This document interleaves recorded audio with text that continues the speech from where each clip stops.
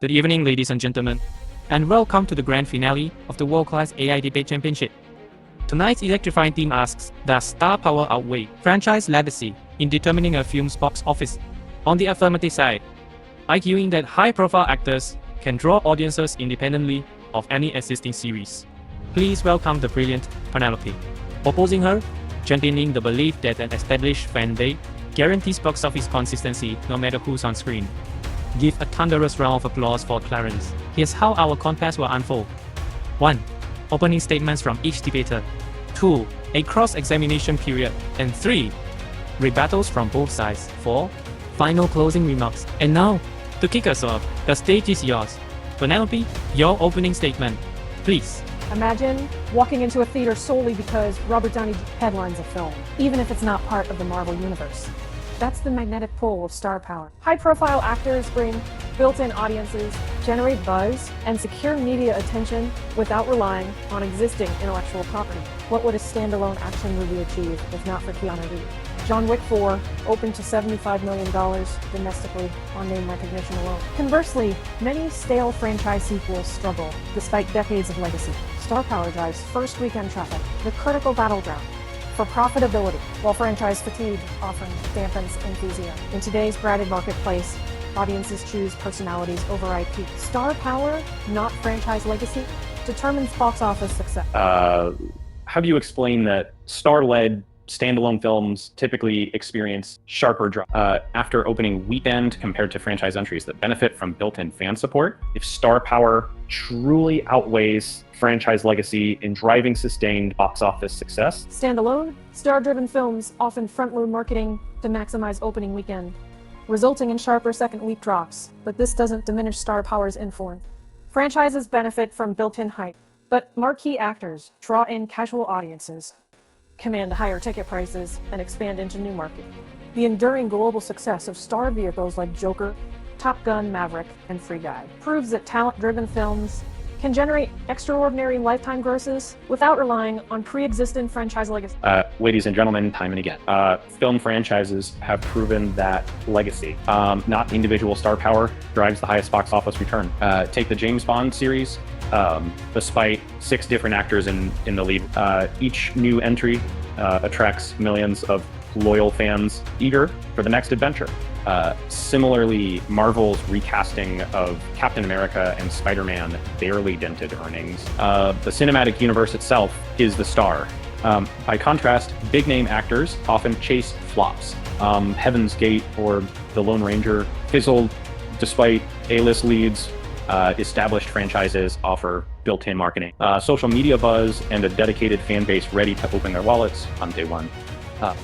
Sequels, prequels, and reboots bank on nostalgia and continuity more reliably than any single performance. In an era of streaming choices and fragmented attention, audiences follow the story world. They show up for the franchise.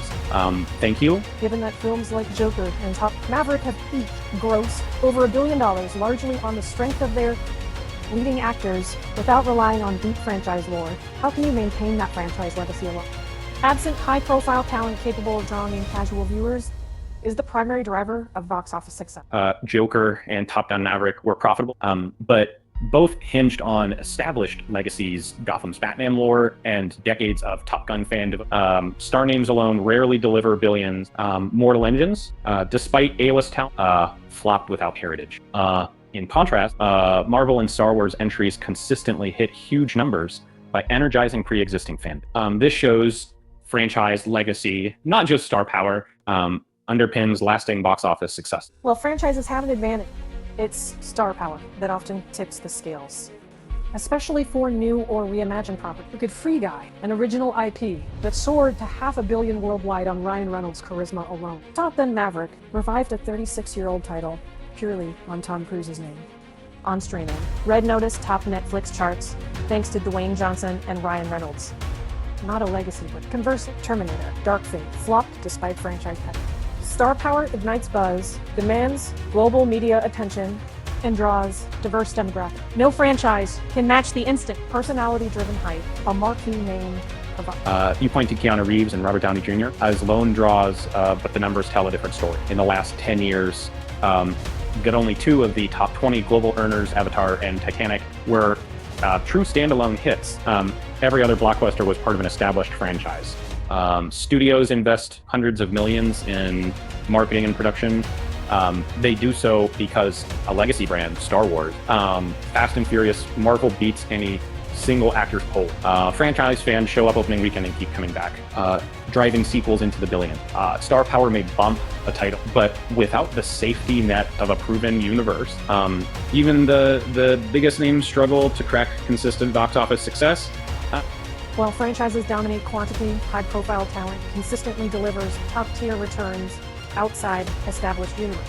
Christopher Nolan's Inception and Oppenheimer each reached $800 million, all along the brand, dollars globally, with no brand safety net. Fueled purely, John Wick 3, led by Keanu Reeves, shattered expectations with over $400 million on a modest budget.